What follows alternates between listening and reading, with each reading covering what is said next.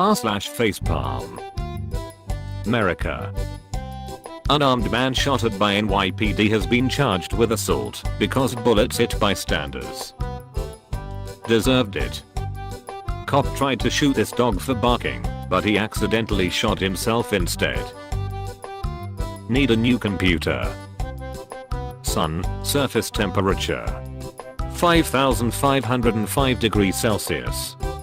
Notifications, your CPU temperature has exceeded 8,125 degrees Celsius. Prolonged use at this temperature may shorten the CPU's lifespan. What is grey anyway?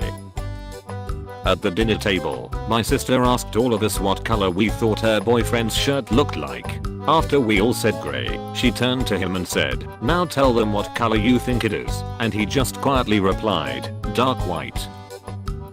It was an attempt at being healthy. Woman nearly dies after injecting herself with fruit juice. Today I fudged up by thinking divorce was an April Fool's gag. Let me preface this off by blaming all of you, the entirety of Reddit, for desensitizing me and giving me major trust issues on April Fool's Day. So here it goes. Yesterday I got a group text from my wife's Sarah side of the family stating there was an emergency family meeting happening that night over dinner at my mother-in-law's Barb house.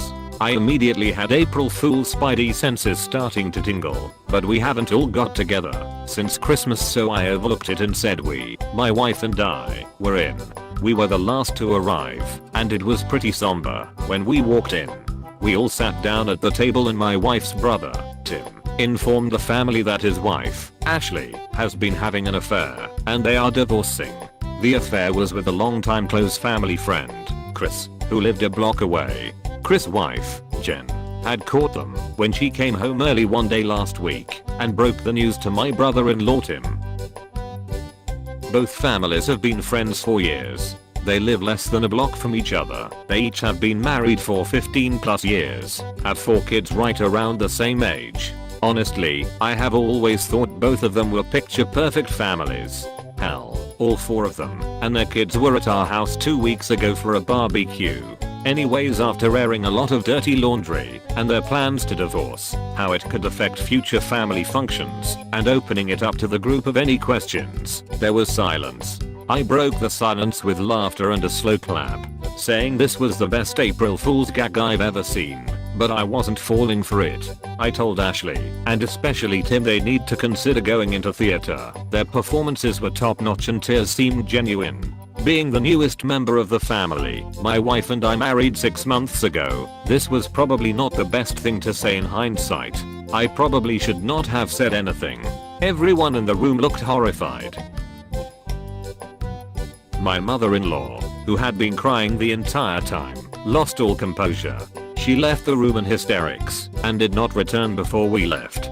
Tim just shook his head, and his cheating wife actually let out a brief chuckle before calling me out for being a dumbass for thinking this was a ruse, then berating me for being so insensitive.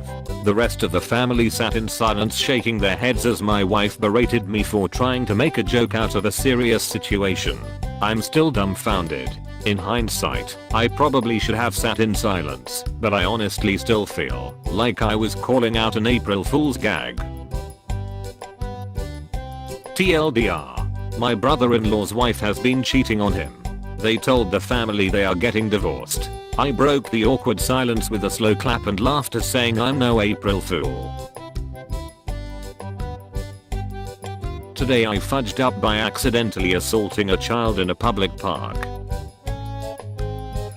So today was pretty freaking eventful. First, obligatory backstory. My best friend and I often go out on weekends, get drunk, party at clubs, etc. It's a lot of fun when everyone's enjoying themselves and letting loose. One weekend, my best friend's older brother came home from Croatia, first time in a couple years, to catch up with the fam, and had plans with him to go out on the weekend. He offers me if I want to come, but I want them to have quality bro time, so I pass, truly wanting them to catch up and have some family time. It just so happened that weekend of all weekends that my best friend, we'll call him L, got into a fight with another group of guys. Although he and his bro didn't sustain too much damage from the fight, the other group were wasted from alcohol and pills. Elle and I got into talking about joining a martial arts gym.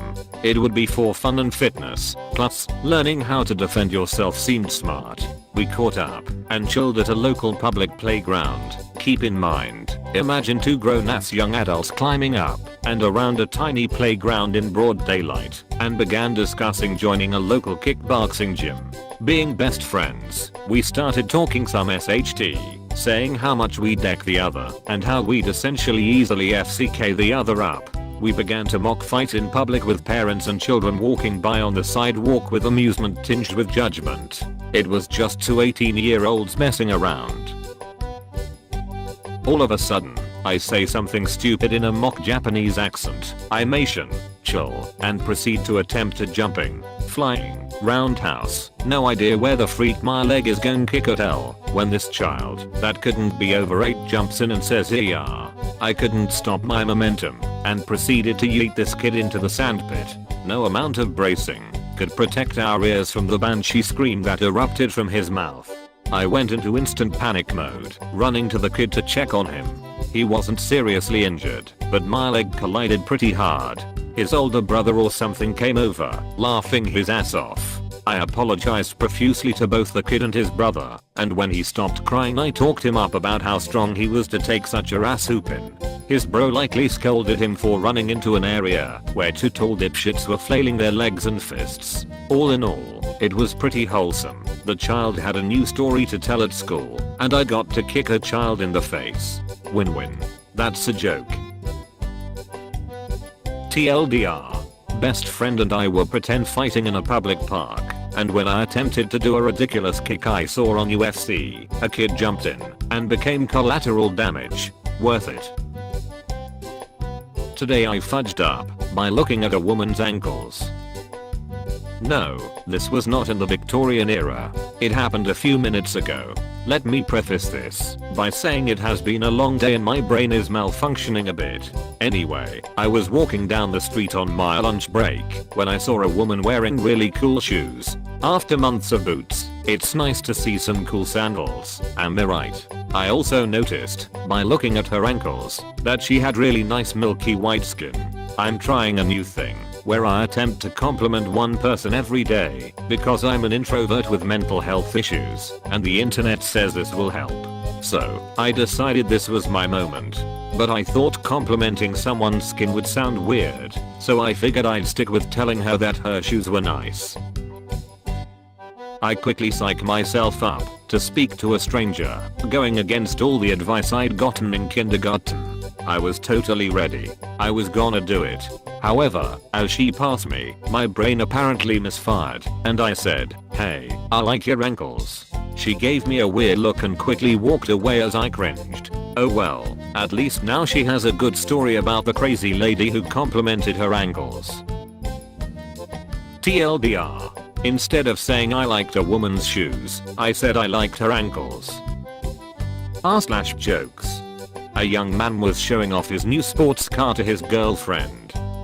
She was thrilled at the speed. "If I do 200 miles per hour, will you take off your clothes?" he asked. "Yes," said his adventurous girlfriend.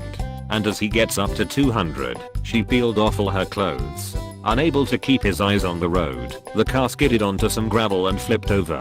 The naked girl was thrown clear, but he was jammed beneath the steering wheel. "Go and get help," he cried. "But I can't. I'm naked and my clothes are gone." "Take my shoe," he said, "and cover yourself."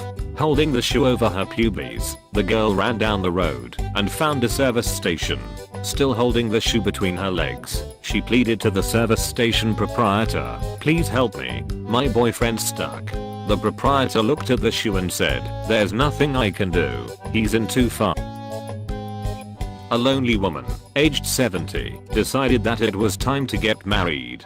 She put an ad in the local paper that read, "Husband wanted. Must be in my age group. 70s. Must not beat me. Must not run around on me. And must still be good in bed. All applicants please apply in person." On the second day she heard the doorbell. Much to her dismay, she opened the door to see a grey-haired gentleman with no arms or legs sitting in a wheelchair. The old woman said, "You're not really asking me to consider you, are you? Just look at you. You have no legs." The old man smiled. "Therefore I cannot run around on you." She snorted. "You don't have any hands either." Again the old man smiled. "Nor can I beat you." She raised an eyebrow and gazed intently. "Are you still good in bed?" With that, the old gentleman leaned back, beamed a big broad smile and said, "I rang the doorbell, didn't I? That's a very impressive ding dong."